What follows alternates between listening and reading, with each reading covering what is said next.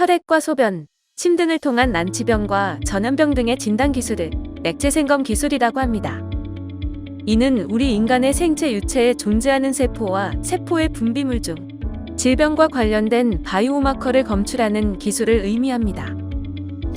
가장 대표적인 세포 분비물 중 엑소좀은 세포박수 포체의 일종으로 세포가 만들어 분비하는 50에서 150 나노미터 사이의 작은 나노입자입니다.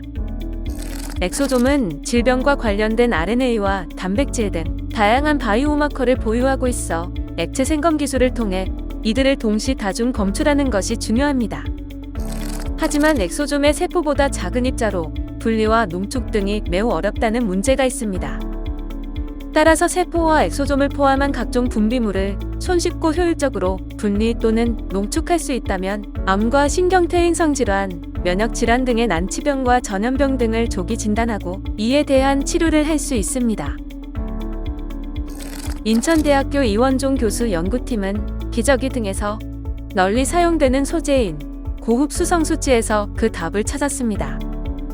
즉, 고흡 수성수지가 물은 흡수하고 엑소좀과 같은 나노입자들은 흡수하지 않는 원리를 구환하여 엑소좀 농축 기술을 개발하였습니다. 이를 활용하여 엑소좀과 같은 세포 분비물을 효과적으로 분리하고 농축하여 엑소좀의 바이오마커인 RNA와 단백질을 동시 검출할 수 있는 방법을 발명했습니다. 엑소좀 등을 포함하는 생물학적 시료에 엑소좀 RNA 검출 프로브와 단백질 검출 항체를 넣어 반응시킵니다. 질병률의 엑소좀에는 이들 프로브와 항체가 결합되어 신호를 줍니다. 하지만 엑소좀과 결합되지 않은 프로브와 항체가 여전히 남아있어 신호를 구분할 수 없기 때문에 제거해줄 필요가 있습니다. 이때 고흡수성수지를 첨가합니다. 고흡수성수지는 시료에서 물을 포함한 수 나노미터 크기의 분자들은 흡수하지만 이보다 큰 엑소좀은 흡수하지 못하는 성질이 있습니다. 따라서 50에서 150 나노미터 크기의 엑소좀은 고흡수성수지에 흡수되지 않은 채로 시료 내에서 빠르게 분리 및 농축됩니다. 그 결과 물은 물론 엑소좀과 결합되지 않은 수나노미터 크기의 프로브와 항체는 고흡수성수지로 흡수되어 제거되며 결과적으로 시료 중에는 농축된 엑소좀만 남게 되어 질병 검출 신호를 얻을 수 있습니다.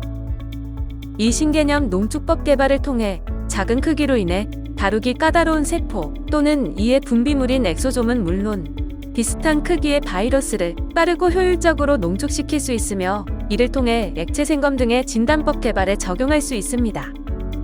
또한 엑소좀을 이용한 의약품, 화장품, 기능성 식품 소재의 대량 생산 공정에도 적용이 가능하기 때문에 새로운 농축 기술로서 널리 활용될 것으로 기대됩니다. 이상으로 사업화가 가능한 기술 소개를 마치겠습니다. 시청해주셔서 감사합니다.